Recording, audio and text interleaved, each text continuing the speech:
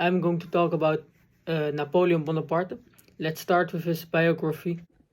His full name was Napoleon D. Bonaparte, and he was born in Ajaccio on 15 April 1969. When he was 9, his father got him a scholarship because his father had friends in France. So he went to France and he went to a college of monks where he learned how to speak French. After this, he got a military education where he learned a lot of things like math, and he learned other languages. In 1784, he went to an other school, l'école in Paris.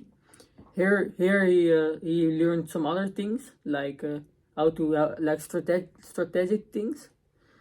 Then he finished this when he was 16, and that's really young because most of the people who finish the test were like 18 or something. So that also already showed he had some intelligence. So now he ended his exams and he was a second lieutenant. And now he went back to Corsica, where his family lived, and he got friends with Paoli, a Corsican rebel. But not that long after this, he became enemies with Paoli. I don't really know how, but it happened. And then he had to run away from Corsica with his family, otherwise they would be in some danger. So they ran away to French, and there they also got their new name, their French name. Instead of Buonaparte, they now were named Bonaparte.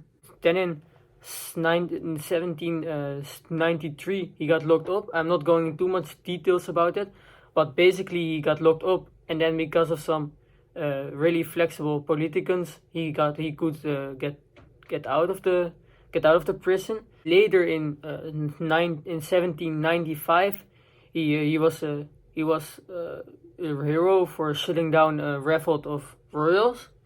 This was really his breakthrough, and now he was a really famous person already in French. Then he got a promotion by Paul de Barras, which meant he now had access to the hardcore of the French politicians. This was really handy if you want to go far places back in that time. He then married his wife Juliette de Beauharnais. After that, he had some more big successes. One of them was against Austria, and after 2 years of fighting, he won, and they had to give up, and they signed a treaty, which was named the Peace of Campo Formio, which meant that the French now were in possession of the Austria Netherlands, which is now Belgium and Luxembourg, and also some islands in the Adriatic Sea and Corfu. After the fight against Austria, he went on and fought against Egypt, but this didn't work out, and as he had too less troops to fight against Egypt, so he had to go back. This war had a length of 2 years. So now it was 1799, and now he did a coup. So which meant he now had the power over the French, and since that moment people saw him as a savior of the nation. So he had a really powerful place, and people also saw him as a really good person, so that was really good for him. And 5 years after that, Napoleon crowned himself emperor in the Paris Notre Dame, which gave him a lot of power. His next move was attacking Great Britain in 1805.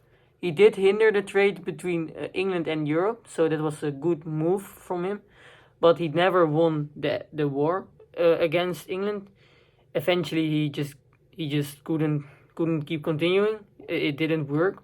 So now in the same year he also went for Austria, and instead of only getting a threat out of this attack, he now conquered Austria. It was also this war in which he won his most famous battle, the Battle of Wienen. He did won this, but with far less soldiers than the soldiers of Austria. So that was really impressive. He did this by playing really strategically and real smart. Winning fights like this makes him a really great leader. He got many fights like this, but this is the one I wanted to show you guys because it's very impressive. He had less soldiers and he made some really good strategic moves.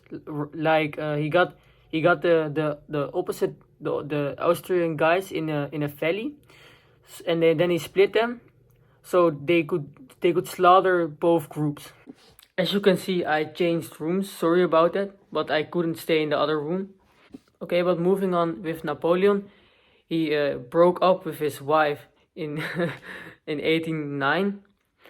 Then in 1810 he got a new wife, and he made kids with her. So now he had a child, a boy to be precise. This meant he now had someone that could follow him up. But unfortunately, his child died at the age of 21. After he got a child, he went on and attacked the Russian Empire. We all know that that's not really smart as the smartest thing to do. Hitler also tried it, and it didn't really work out for him as well. So he lost, because that's pretty obvious because it's just too hard. And he lost some big fights, and then eventually he lost the Slag bij Waterloo.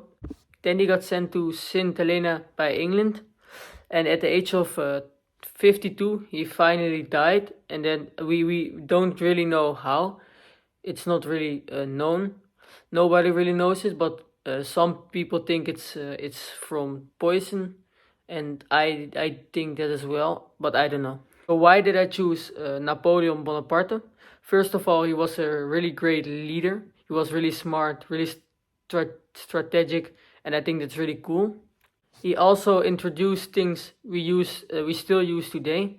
He had a code of law named Code Napoleon, in which he changed length and height measurements. He also introduced the registry office, which meant that we now had last names, and we still use that. Everyone has a last name, but I do as well think he did some really bad things, like he killed a lot of people, and I think he's really cool and really great for a lot of things, but I also think he has done some really bad things. That was the end of my presentation. I hope you all enjoyed it.